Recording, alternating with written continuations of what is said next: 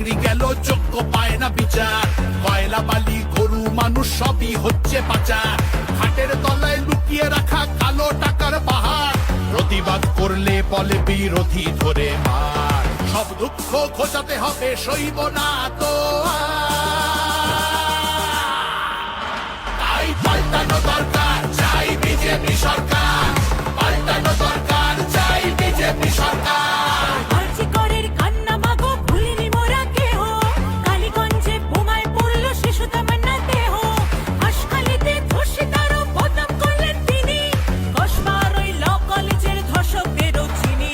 শাসকের ঘরের ছেলেও আর পাবে না ছাড়।